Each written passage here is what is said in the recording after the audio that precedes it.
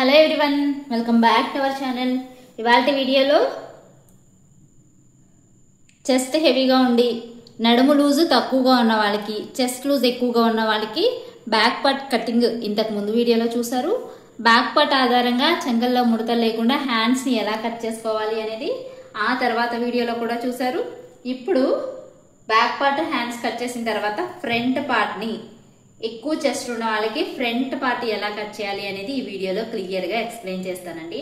ఇటువైపున hands cut చేశాను, ఇటువైపున back part cut చేశాను.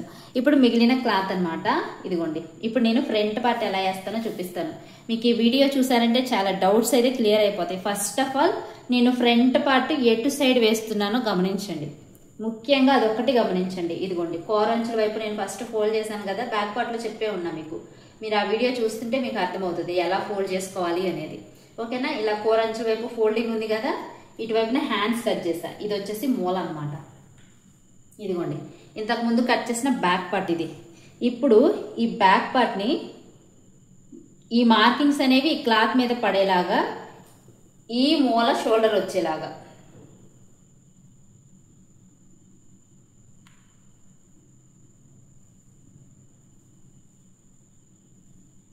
ఇలా క్రాస్గా వేసుకోవాలి. ఇలా ఓకేనా? ఈ విధంగా ఇటువైపున ఈ కోరంచులు అనేవి ఆపోజిట్ ఓపెన్స్ అనమాట. ఇలా మనకి బ్యాక్ పార్ట్ అనేది క్రాస్గా వేసుకోవాలి. ఈ విధంగా క్రాస్గా వేసుకుని ఒకసారి దీన్ని ఐరన్ చేసేసుకుంటున్నా. దీని మీద మార్కింగ్స్ అనేవి కింది క్లాత్ మీద పడితే ఓకే, ఒకవేళ పడకపోతే కనుక నేను మళ్ళీ మార్కింగ్ చేసి చూపిస్తాను.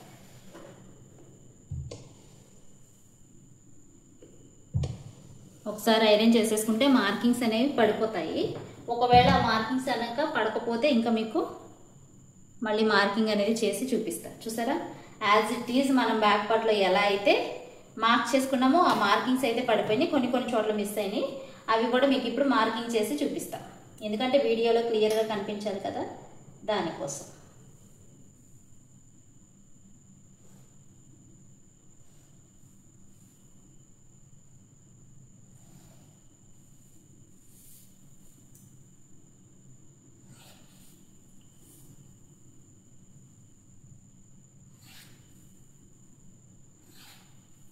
ఇవి మార్కింగ్స్ పడినాయి కదా, కొన్ని టిప్స్ అయితే చెప్పానమాట బ్యాక్ పార్ట్లో, అందుకని చెప్పి ఆ మార్కింగ్స్ డ్రా చేయాల్సి వచ్చింది. అవి పిచ్చి గీతలు కాదండి, కొన్ని టిప్స్ చెప్పడానికి డ్రా చేసిన మార్కింగ్స్ అనమాట. ఓకేనా?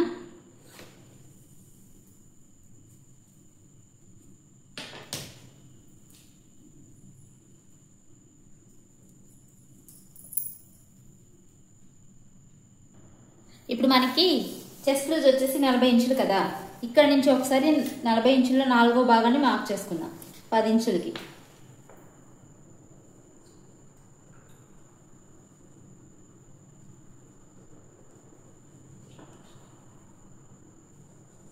ఎందుకంటే లైన్ అనేది కరెక్ట్గా రావడం కోసం ఓన్లీ, అంతే, ఏమి కాదు.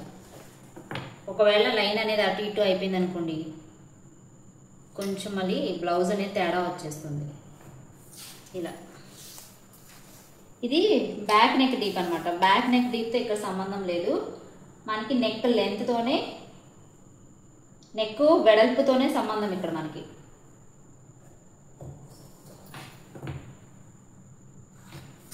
ఇలా ఇప్పుడు నేను మళ్ళీ ఎక్స్ప్లెయిన్ చేస్తాను చూడండి. ఎందుకంటే నాకు మధ్యలో టేప్ అనేది మిస్ అయింది అనమాట. సో దానికోసం వెతకడం కోసం నేను కొంచెం కన్ఫ్యూజ్ అయ్యి ఎక్కడ వరకు ఏం చెప్పానో మర్చిపోయాను. టైలర్స్ కున్న అందరి ప్రాబ్లం ఒకటే, మతిమరుపు. నాకు కూడా ఆ ప్రాబ్లం ఉందన్నమాట. అయితే ఈ బ్యాక్ పార్ట్ని ఈ క్లాత్ పైన క్రాస్గా వేసి సేమ్ పొడవు, సేమ్ వెడల్పుని యాజ్ ఇట్ ఈజ్గా ఎలా వచ్చాయో అలా మార్కింగ్ చేసేసుకున్నాను. మార్కింగ్ చేసేసుకున్న తర్వాత ఇదిగోండి, మనము బ్యాక్ పార్ట్లో తీసుకున్న రౌండ్ షేప్ అనమాట ఇది. ఓకేనా? ఇప్పుడు మనం ఫ్రంట్ పార్ట్లో లోత్ అనేది తీయాలి. దీనికన్నా ఒక 1/2 ఇంచు ఇలా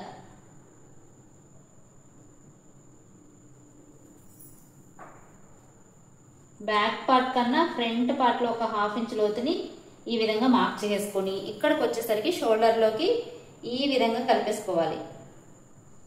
ఓకేనా? షోల్డర్లో అనేది మనకి ఇటు అటు హెచ్చు తగ్గులు అవ్వకూడదు. కరెక్ట్గా మనకి బ్యాక్ పార్ట్ షోల్డర్, ఈ షోల్డర్ కూడా కరెక్ట్ గా ఉండాలి. ఓన్లీ ఇక్కడ షోల్డర్ దగ్గర నుంచి ఇలా, మళ్ళీ ఇక్కడ నుంచి ఖర్చులోకి వచ్చేసరికి ఇలా కలిసిపోవాలి. ఇక్కడ వరకు తీయకూడదు. జస్ట్ ఓన్లీ ఇక్కడ రౌండ్ షేప్ తిరిగిన దగ్గర నుంచి మాత్రమే మనము ఈ లోత్ అనేది మార్క్ చేసుకోవాలి. ఇక్కడ 1/2 ఇంచ్ లోత్ అనేది ఖచ్చితంగా మార్క్ చేసుకోండి. ఇప్పుడు ఫ్రంట్ నెక్ డీప్ వచ్చేసి 7 ఇంచెస్ అనమాట. నేను ఖర్చు అంటే స్టిచ్ చేసేసరికి 7 ఇంచెస్ వెళ్తుంది కాబట్టి 6.5 ఇంచుల్ని ఇక్కడ మార్క్ చేస్తున్నాను. ఎందుకంటే స్టిచ్ చేసేసరికి 7 ఇంచెస్ వెళ్తుంది. ఓకేనా, మనకి ఖర్చు కావాలి కదా. ఈ విధంగా 6.5 ఇంచులకి మార్కింగ్ చేసేసుకొని ఇక్కడ రౌండ్ షేప్ ని డ్రా చేసేసుకుంటున్నాను. ఇలా యూ షేప్ లో ఇలా రౌండ్ షేప్ ని డ్రా చేసుకున్న తర్వాత ఇప్పుడు మనకి కావాల్సింది ఫ్రంట్ ఎంత పొడవు పెట్టాలి, చెస్ట్ పొడవు ఎంత పెట్టాలి అనేది. చెస్ట్ హెవీగా ఉన్న వాళ్ళకని చెప్పాను కదండి, ఈ బ్లౌజు చెస్ట్ హెవీగా ఉందనుకోండి, ఎక్కువగా ఉంది అంటే మనకి నార్మల్ గా హైట్ ఉన్న వాళ్ళకి చెస్ట్ పొడవు వచ్చేసి 10 ఇంచులు ఉంటుందని చెప్పాను. ఇప్పుడు చెస్ట్ హెవీగా ఉన్న వాళ్ళకి ఈ ఛాతి అంటే ఈ చెస్ట్ కప్ షేప్ ఏదైతే ఉందో అది ఎత్తు పెరుగుతుంది కాబట్టి మనము పొడవు అనేది 10.5 ఇంచులు లేదా 11 ఇంచులకి మార్క్ చేసుకోవాలి. నేను ఇక్కడి నుంచి 10.5 ఇంచులకి మార్కింగ్ చేస్తున్నాను. ఈ షోల్డర్ దగ్గర నుంచి 10.5 ఇంచులకి మెయిన్ చెస్ట్ ని మార్క్ చేస్తున్నాను, చెస్ట్ పొడవుని. ఓకేనా, ఇప్పుడు మనకి చెస్ట్ హెవీగా ఉన్న వాళ్ళకైతే ఇక్కడి నుంచి 3 ఇంచులు డాట్ కోసం తీసుకోవాలి.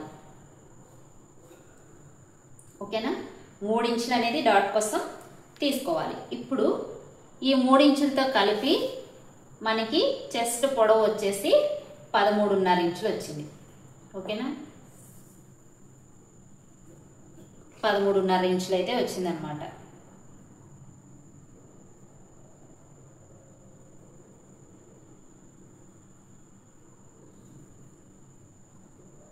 ఇప్పుడు ఈ 13.5 ఇంచులకి ఒక లైన్ అనేది మార్కింగ్ చేసేసుకోండి, ఇలా స్ట్రైట్ గా. ఇలా ఒక ఇది మనకి ఫ్రంట్ చెస్ట్ పొడవు అనమాట. 13.5 ఇంచులు అనేది ఫ్రంట్ చెస్ట్ పొడవు. ఓకేనా, ఇటువైపున కూడా 13.5 ఇంచులకు ఒక మార్కింగ్ చేసి చూపిస్తాను మీకు.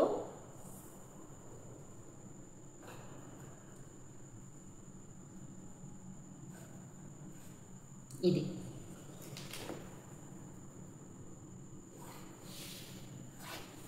ఈ లైన్ వచ్చేసి మనకి ఫ్రంట్ పొడవు ఇక్కడ నుంచి ఇక్కడికి.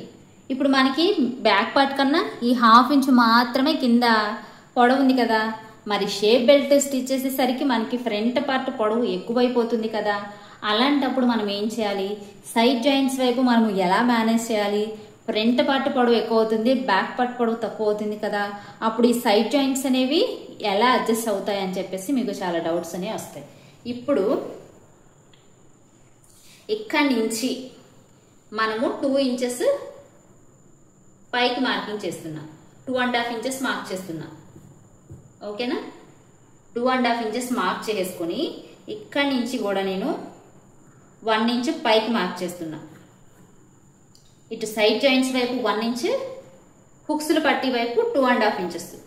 ఓకేనా, ఈ విధంగా మార్కింగ్ చేసేసుకున్న తర్వాత ఇప్పుడు హుక్స్ల పట్టి దగ్గర నుంచి మెయిన్ డాట్ కోసం 2.5 ఇంచులకి మార్క్ చేసేసుకోండి. ఇక్కడి నుంచి ఇప్పుడు మనకి మెయిన్ డాట్ వెడల్పు కోసం 3 ఇంచులు మార్క్ చేసుకోవాలి. ఓకేనా, మెయిన్ డాట్ వెడల్పు వచ్చేసి 3 ఇంచులు అనమాట. ఇప్పుడు మనకి మెయిన్ డాట్ని ఈ విధంగా ఫోల్డ్ చేస్తాం కదా, అంటే మిడిల్లోకి 1.5కి మిడిల్ అనమాట. అసలు మెయిన్ డాట్ ఈ లైన్లో వస్తుంది. ఈ లైన్ వచ్చేసి హుక్స్ల పట్టి దగ్గర నుంచి 4 ఇంచుల దగ్గర ఉంటుంది. ఇదిగోండి, 4 ఇంచుల దగ్గర మనకి మెయిన్ డాట్ అనేది వస్తుంది. ఈ విధంగా. ఓకేనా,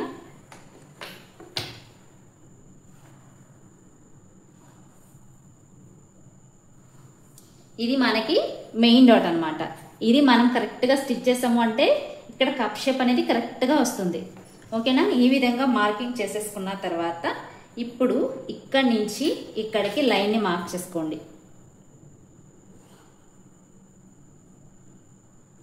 ఖర్చు దగ్గరకు వచ్చేసరికి లైన్ ఉండాలన్నమాట. సేమ్ ఇక్కడ కూడా క్రాస్గా లైన్ వస్తుంది, లైన్ డ్రా చేసేసుకోండి. ఇప్పుడు ఇక్కడ నుంచి కొంచెం కర్వ్ షేప్ అనేది తీసుకోవాలి. ఇలా